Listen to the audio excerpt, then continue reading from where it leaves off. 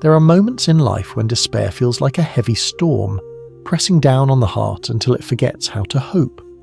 We look around and see only darkness, believing that tomorrow has no light for us.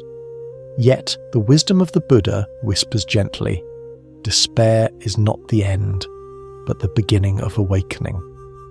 Just as the lotus rises pure and radiant from the mud, so too can the human spirit rise from suffering, guided by trust in tomorrow. The Buddha often reminded us that suffering is an inseparable part of human life. Birth, aging, sickness, and death. These are not punishments, but the natural currents of existence. Just as the river flows to the sea, and the seasons turn without asking for our permission, so too do the experiences of joy and pain arise in the human journey.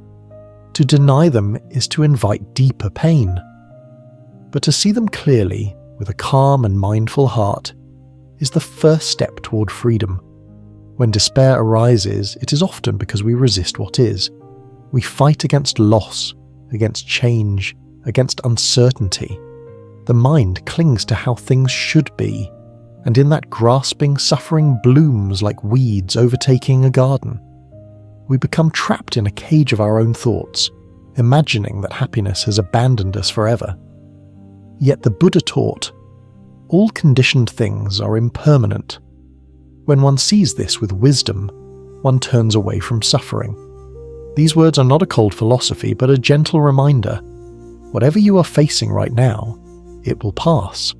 The heartbreak that feels unbearable, the loneliness that feels endless, the fear that seems overwhelming, all of them are like clouds drifting across the sky. They may darken the day, but they cannot stop the sun from shining. To overcome despair, we do not need to force ourselves into false optimism. The teachings do not ask us to deny our pain, or to pretend that everything is fine when it is not. Instead, they invite us to rest in awareness, to breathe gently, and to remember that even despair itself is a temporary visitor. It comes, it stays for a while, and it goes.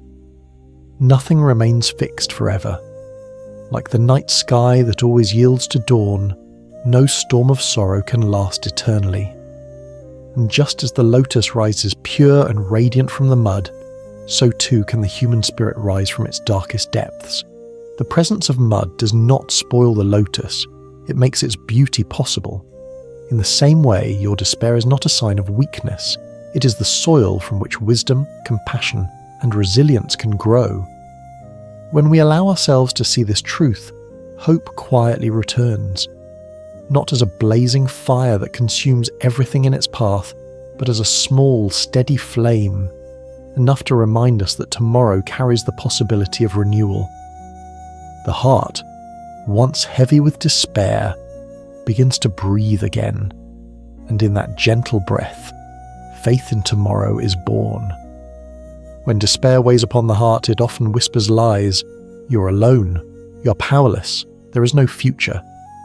These voices echo loudly in times of difficulty, convincing us that our suffering is permanent and our path is blocked. But the Buddha's teachings remind us that these voices are not the truth. They are only passing thoughts, like shadows cast by clouds across the ground. In meditation, we learn to sit with these shadows without fear. We observe them as they rise and fall. The thought that says I cannot go on appears, lingers for a moment and disappears. The feeling of heaviness in the chest swells, then slowly softens. Even the darkest despair cannot last forever when seen clearly with mindfulness. The Buddha offered us the practice of mindful breathing as a simple but profound refuge. When the mind is overwhelmed, return to the breath. Breathe in, knowing you are breathing in. Breathe out, knowing you are breathing out. This small act anchors us in the present moment, and in the present moment despair loses its grip because despair lives in memories of the past and fears of the future. The present is where peace quietly waits. Imagine a tree standing tall in a storm. The branches may shake, the leaves may scatter, but the roots hold firm. Our breath is like those roots. No matter how violent the winds of despair, if we return to our breathing, we return to stability. Slowly, gently, we rediscover the strength that was always within us. The Buddha once compared the mind to a clear lake. When disturbed by storms, the water becomes muddy, hiding its depth and beauty. But given time and stillness, the mud settles, and the water reveals its natural clarity. In the same way, when despair stirs the heart, we need not panic. If we can breathe, wait, and observe, the storm within us will also settle. Clarity will return. Hope will reappear like sunlight breaking through the clouds. Despair convinces us that we are broken, but Buddhist wisdom reveals that we are not broken. We are simply human. To suffer is to be alive, and to be alive is to carry the capacity for awakening. Within your despair lies the seed of compassion for yourself and for others. Within your pain lies the possibility of transformation. And so, when tomorrow feels far away, return to the breath. Each inhale, each exhale is already a promise of tomorrow. The body breathes, life continues, and hope remains possible. Despair often arises when we feel cut off from others, when loneliness convinces us that no one can understand our suffering. In these moments, the mind isolates itself, whispering that we are separate, that our pain belongs only to us. But the Buddha's teachings remind us of a deeper truth. All beings are connected through the reality of suffering and the search for peace.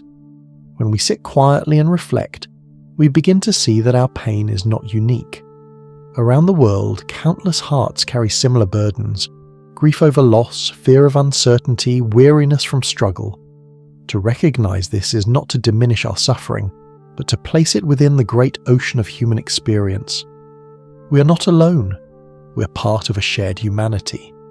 The Buddha once said, "As a mother would protect her only child with her life, so should one cultivate boundless love toward all beings."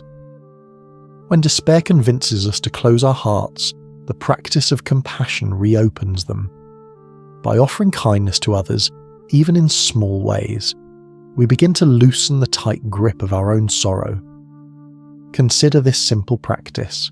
When despair feels overwhelming, pause and silently repeat, "May I be free from suffering. May I be at peace." Then, extend the wish outward. May all beings be free from suffering. May all beings find peace. This act transforms despair into connection. It reminds us that just as we long for relief, so too does every living being. Compassion does not erase pain, but it softens its sharpness. It creates space in the heart where light can enter. When we open ourselves to the suffering of others, our own despair becomes less heavy, because it is no longer locked inside the prison of isolation. We see that we belong to a larger whole, a living, breathing community of beings walking the same path of impermanence and renewal. The Buddha taught that no one walks the path alone.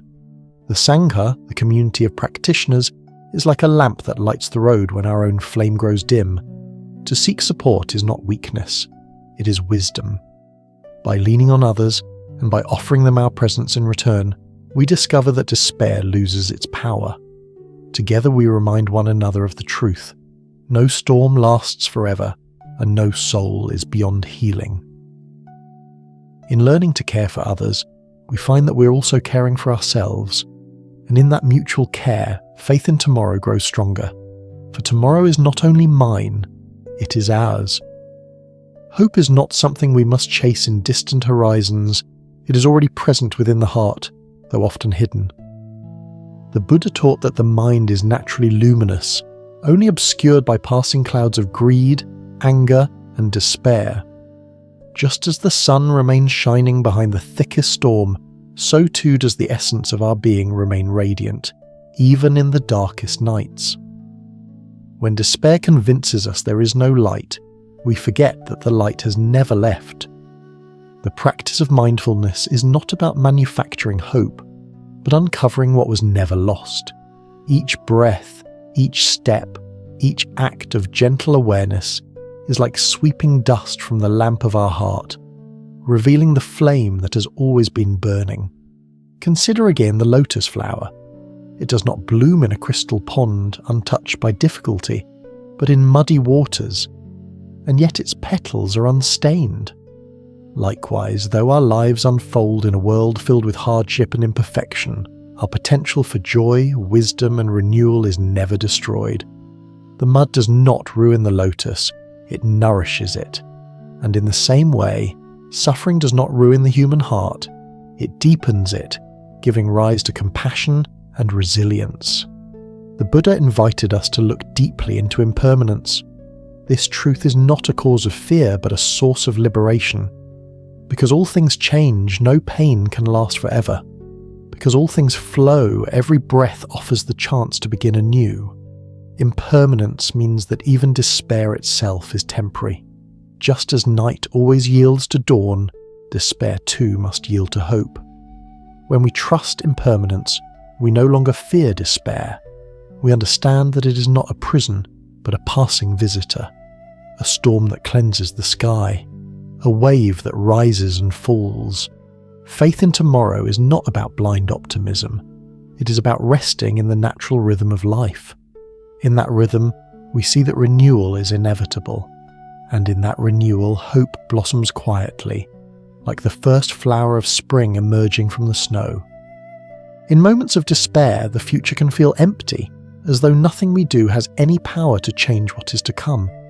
It is in these heavy hours that the mind whispers, "Why try? Why continue? Tomorrow is already lost." And yet, the Buddha offered us a powerful truth: the law of karma, the natural rhythm of cause and effect. Karma is not a system of punishment or reward handed down by some distant judge. It is not fate, rigid and unchangeable. Instead, it is the living truth that every thought, every word, every action we take plants a seed. And these seeds, whether of anger or of compassion, of despair or of faith, will one day bear fruit. This truth reminds us that the future is never fixed. It is being shaped in each moment by the choices we make right now. When despair insists that tomorrow does not matter, karma quietly answers, "Tomorrow is already being born in today." What we do now, however small, ripples outward into the days to come. Just as a single drop of rain can swell into a river, or a tiny spark can ignite a great flame, so too can the smallest act of mindfulness transform the direction of a life. Think of a barren field at the end of winter. The ground seems lifeless, the branches bare, the air cold and still. To the eye, nothing is alive, and yet, beneath the frozen earth, countless seeds lie waiting. Though unseen, they are gathering their strength. With time, with sunlight, with water, they will sprout into new life. In the same way, even when our life feels barren, even when despair convinces us that no renewal is possible, the seeds we plant today, through patience, through kindness, through mindful awareness, are preparing to bloom. The Buddha once said, "Drop by drop the water jar is filled." How easily despair dismisses the small. It tells us that unless we do something dramatic, nothing will change. But the Dharma teaches us that change is always built from the smallest drops. A single mindful breath is a drop. A kind word to a stranger is a drop. Choosing patience instead of anger, forgiveness instead of resentment, each is a drop. Alone, they may seem insignificant, but together, they fill the jar of our life with clarity and peace. And when the storm of despair returns, as it sometimes will, we can look to this jar of goodness, this collection of small mindful acts, and see that we have been shaping tomorrow all along. We realize that we are not powerless. Even in the deepest night, we can choose how we move, how we breathe, how we speak, and in that choice, we shape the dawn that is to come.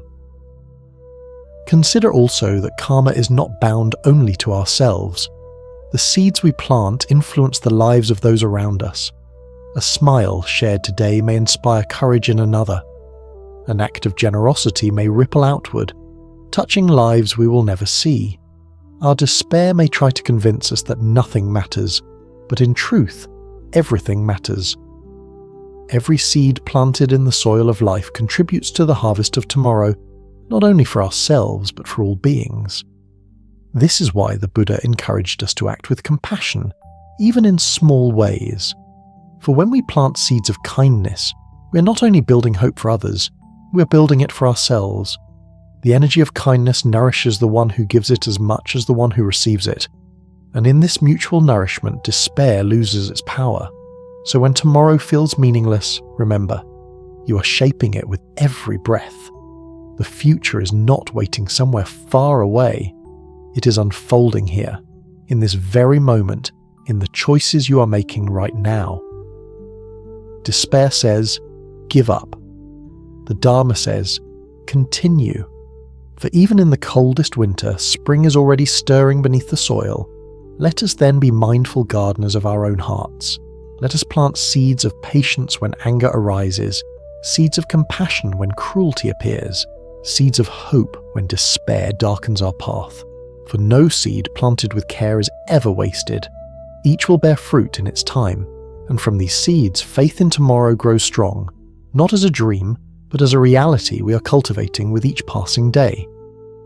In the face of despair, we often believe that true power lies in changing the world outside us, altering circumstances, controlling events, making everything conform to our desires. But the Buddha taught that real strength comes not from controlling what happens, but from mastering how we respond. Life is unpredictable. Storms will come, loss will visit every home. Illness, aging, and death are inevitable. The external world is like the ocean, at times calm, at times violent, beyond our ability to command. But within us there is a shore, a place of stillness that no storm can reach. The practice of mindfulness is the path to that shore. To be mindful is to live awake. It means noticing each moment as it truly is, without drowning in the stories that despair tells. Despair cries, "You cannot survive this," but mindfulness answers, "You are surviving right now. You are breathing. You are here." In that simple recognition, the chains of hopelessness begin to loosen. When the mind races toward fears of tomorrow, mindfulness gently guides it back to the present. We drink tea slowly, noticing the warmth in our hands.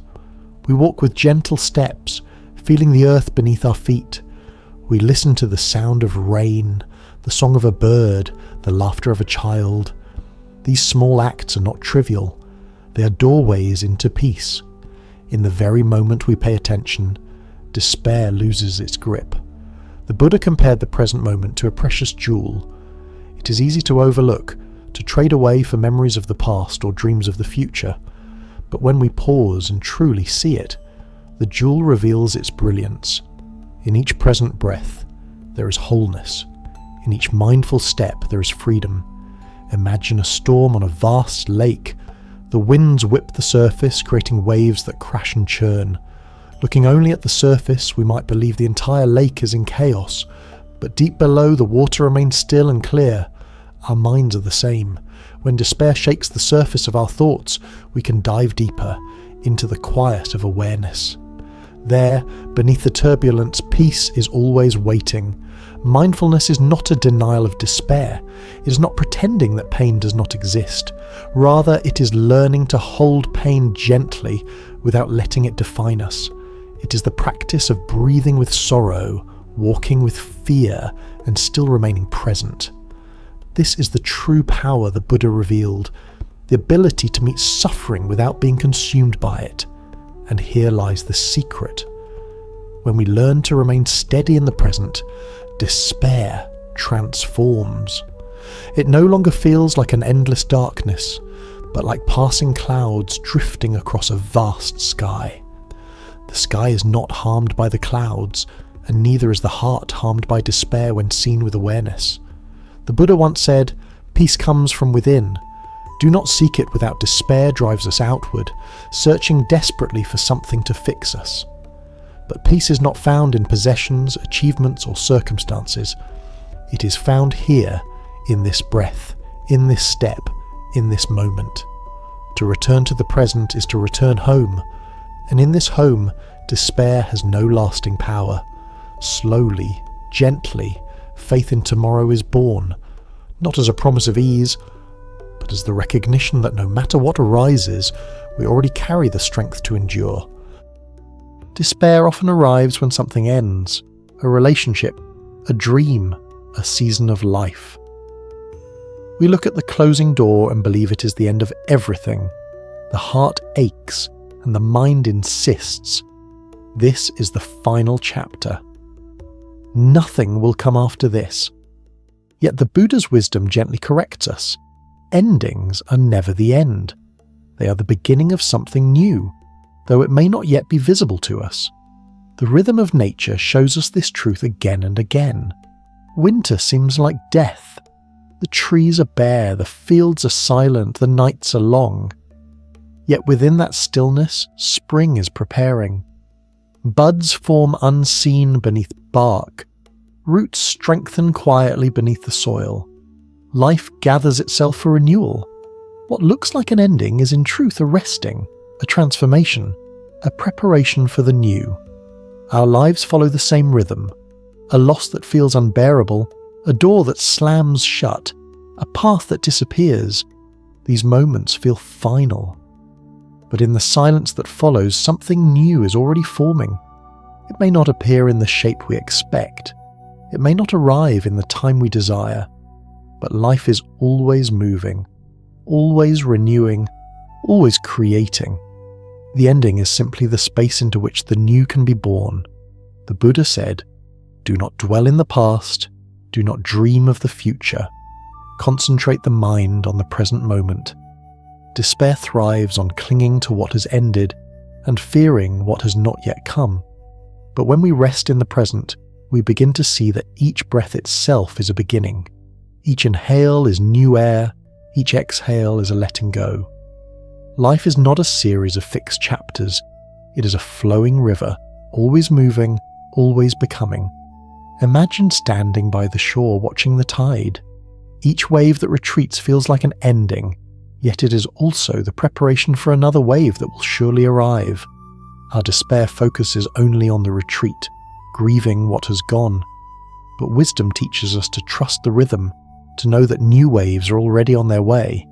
In this way, endings are not failures, they are invitations. They invite us to let go of what no longer serves us. They invite us to open to paths we could not yet imagine. They invite us to trust that life is larger than our current vision. To see endings not as walls, but as gateways, requires courage. And yet, when we allow ourselves to see in this way, despair begins to soften. Faith in tomorrow does not mean denying the pain of endings. It means holding that pain with gentleness, while remembering that it is not the whole story. The chapter may close, but the book of life is still being written. And as long as the breath continues, as long as the heart beats, tomorrow remains full of possibility. So when you find yourself standing before a closed door, do not despair.